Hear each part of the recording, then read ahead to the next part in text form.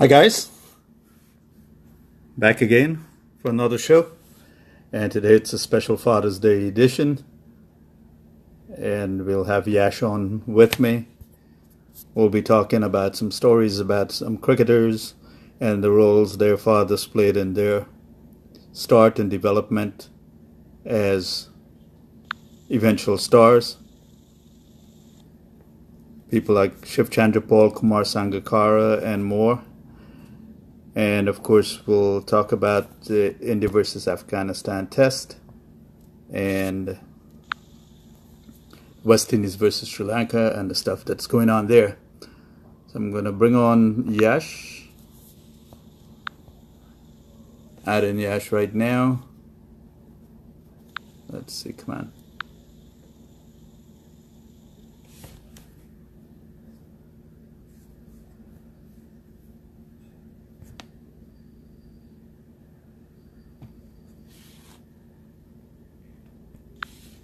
Hi, Gujar. Just trying to add Yash to the broadcast. And we'll be on our way. Hey, Yash, for some reason,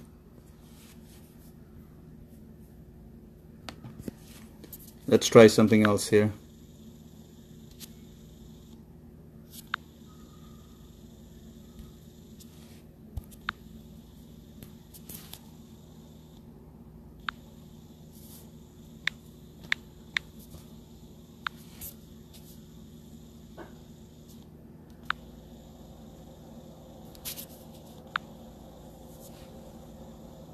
Hi, Gujar.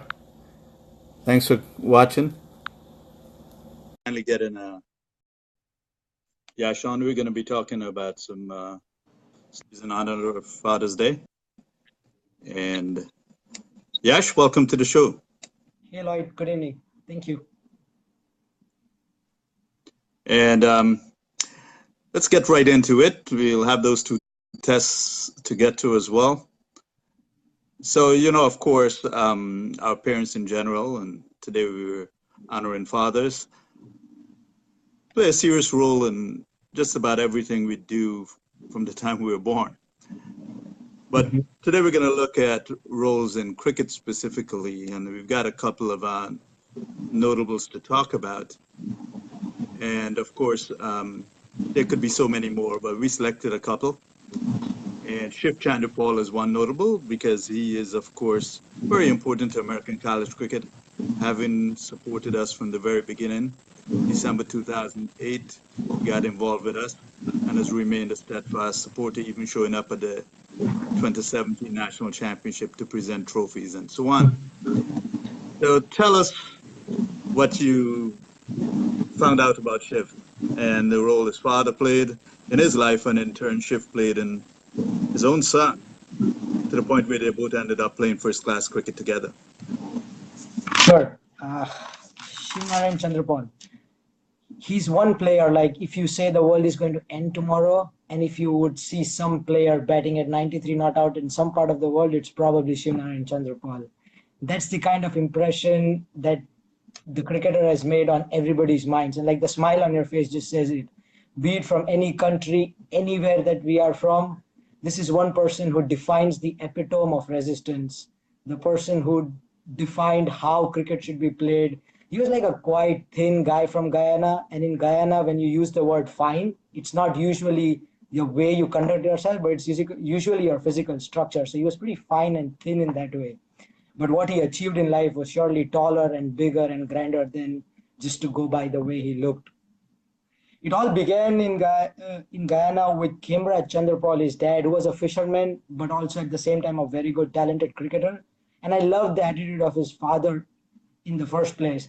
Like he couldn't find players in his local club who would score. So he decided to take matter in his own hands.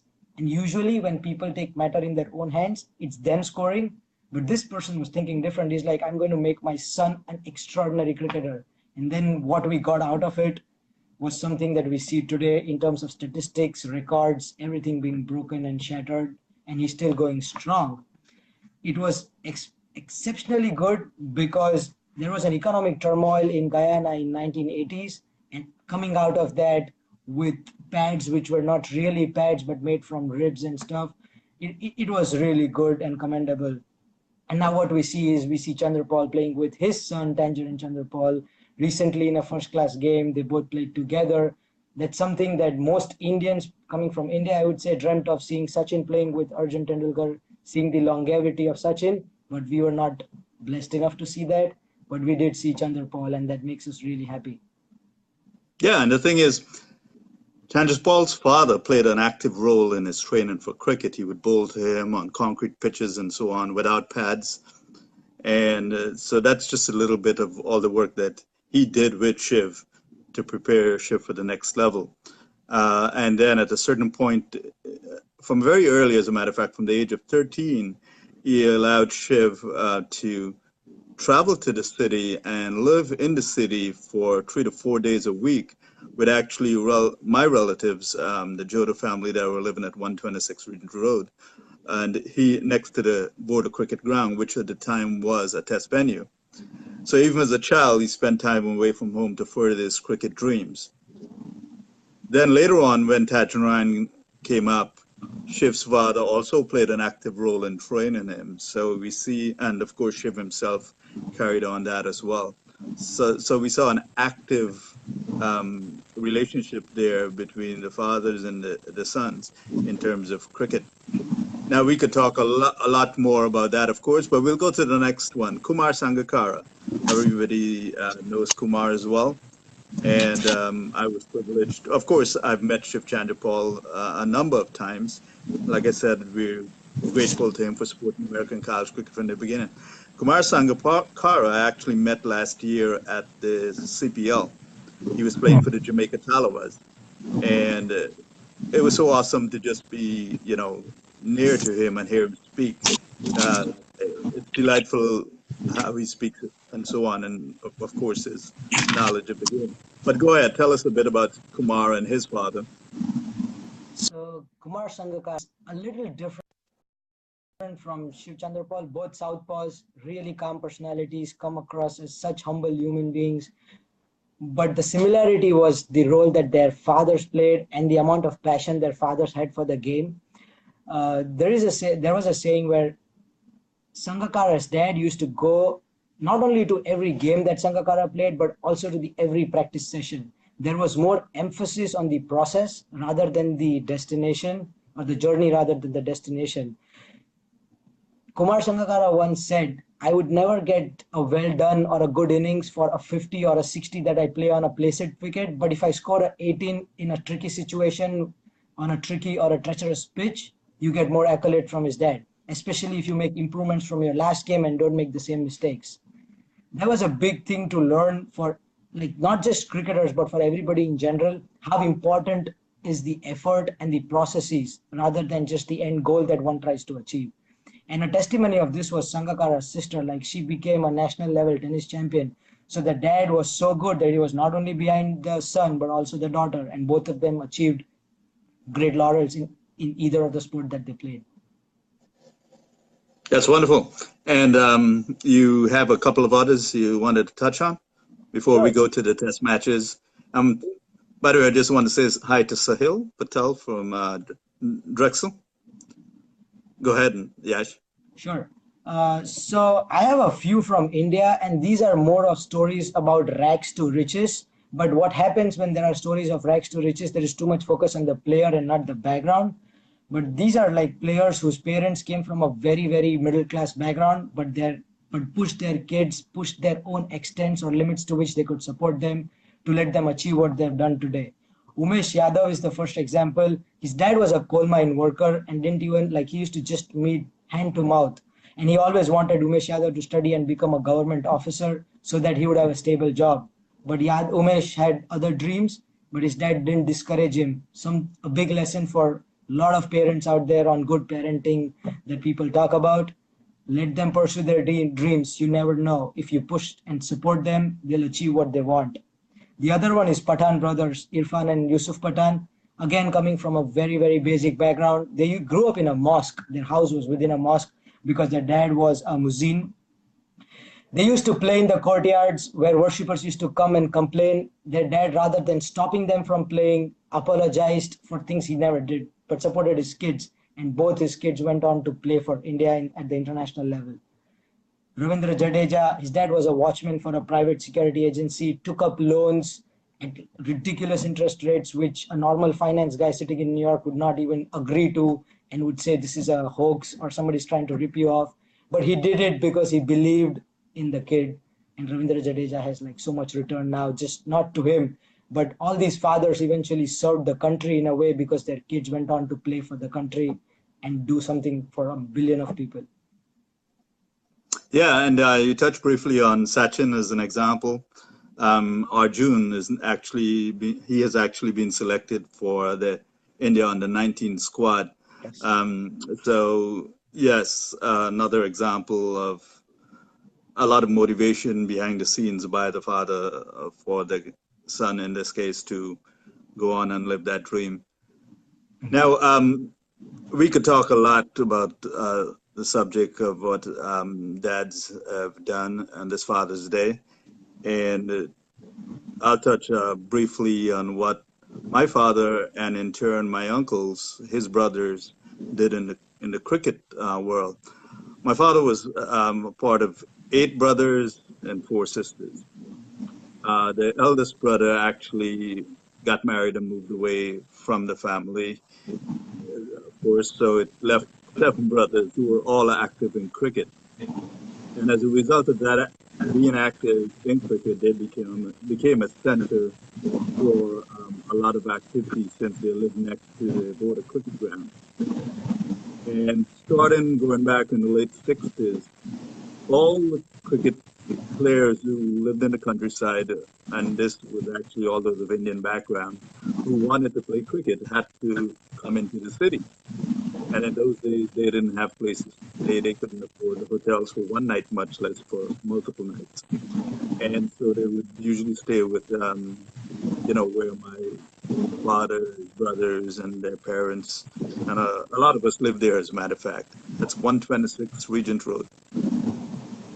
And starting with people like Alvin Kalitran, who were the best known names. Alvin Kalitran, Len Bachin went on to make centuries on their Test debut. Everybody knows Alvin Kalitran is one of the greatest batsmen ever. Shiv Chanderpaul in more recent times.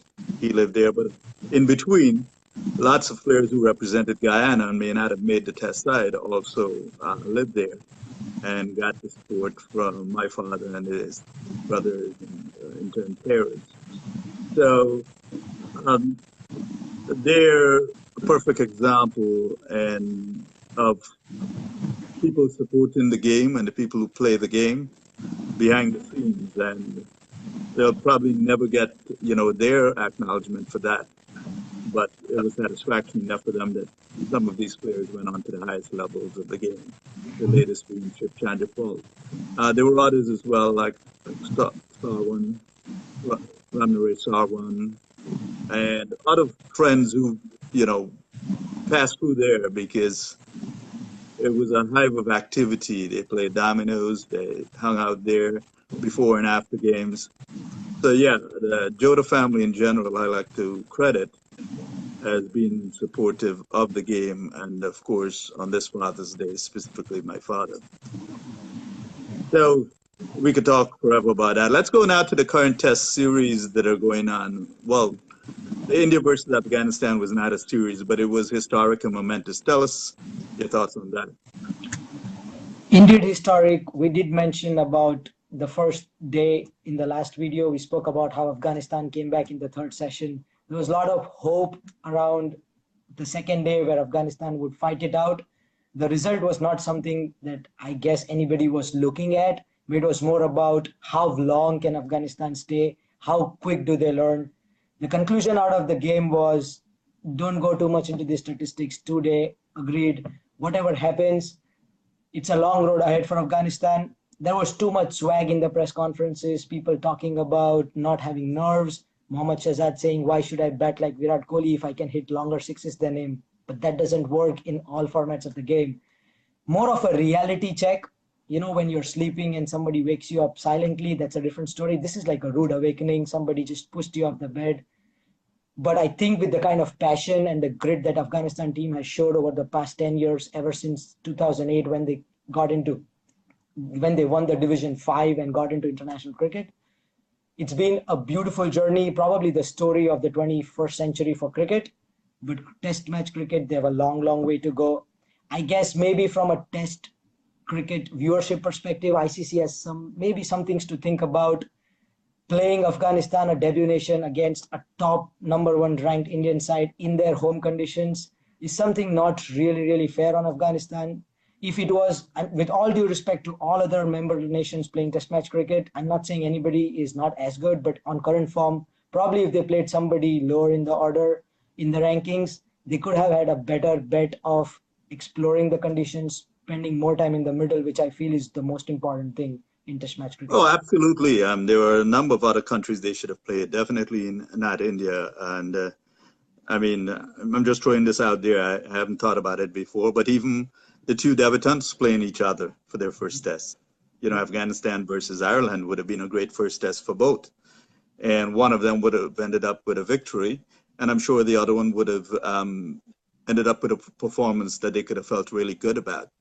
The other thing about this is that, and it's awesome the work that Afghanistan has put in and how far they've gotten in a short time. But ODIs and T20s are no preparation for Test cricket, mainly because of the leg side wide rule that is used in ODIs and T20. You can't go from a game where everything on the leg side is a wide to a game where the bowlers have more opportunity to get at you. You know, batsmen who are accustomed to getting the ball pitched up in a strike zone for them in ODIs and T20s, going to a test match, and now they have to face a ball coming in from leg or a bouncer, you know, on or about leg, in swingers from outside leg. It's a totally different game. Unfortunately, that's what's being created, two different games. And that's another issue. And needless to say, of course, Afghanistan has not been playing many multi-day matches. So the preparation was not what it should have been.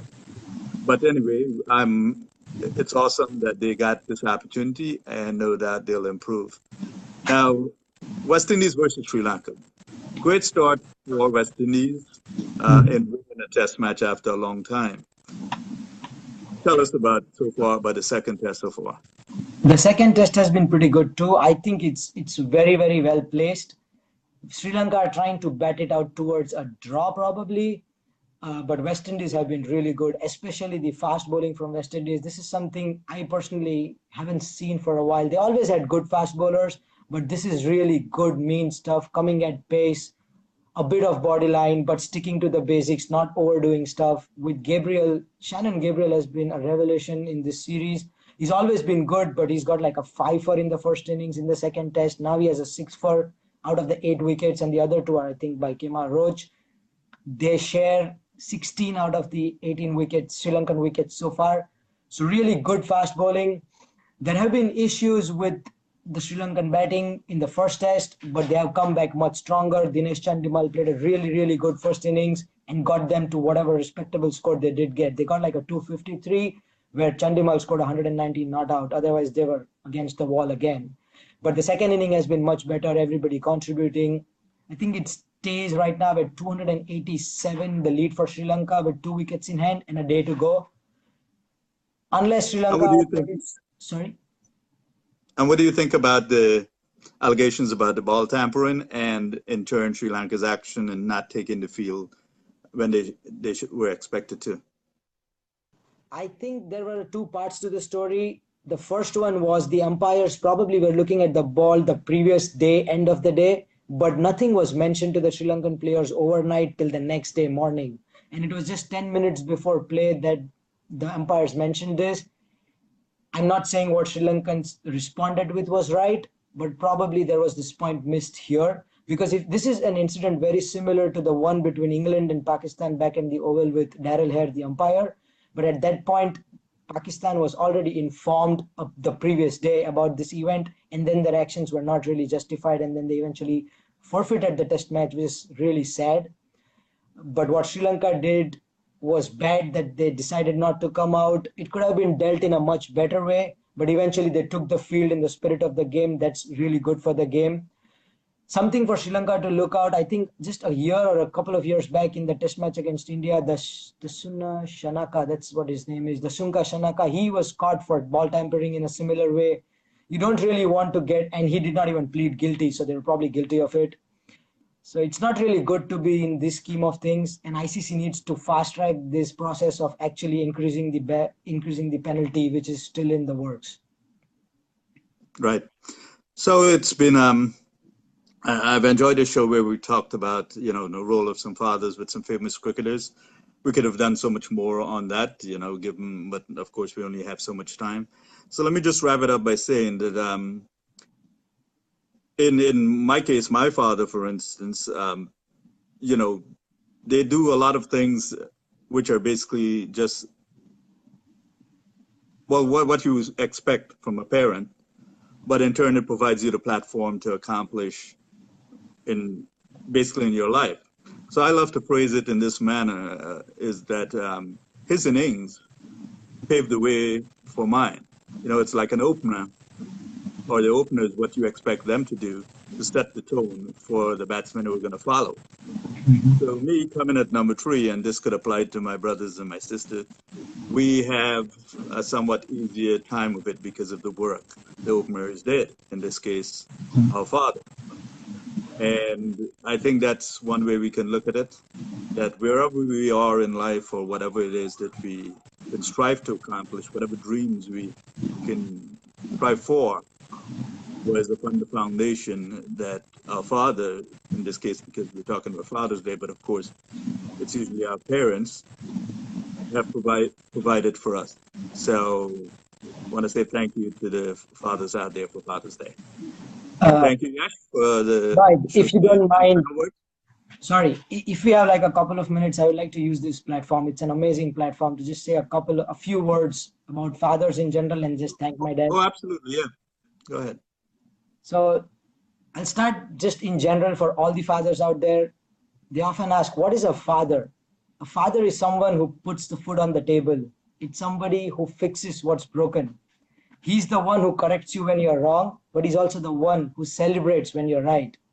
By his work, he suffices your needs, cravings, and desires. When you begin to worry, it is his protection, which is your security.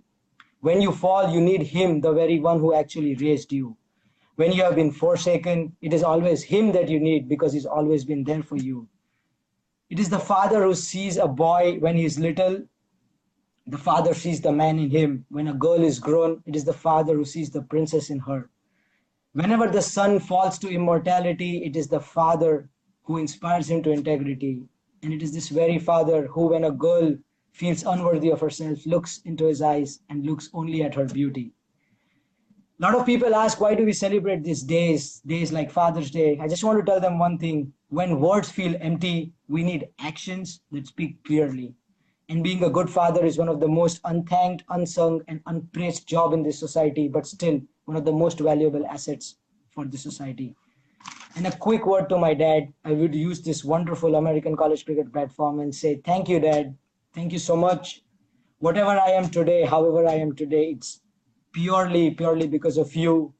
Mom always gave me the drive, pushed me towards excellence, but it was you who let me fulfill the dreams.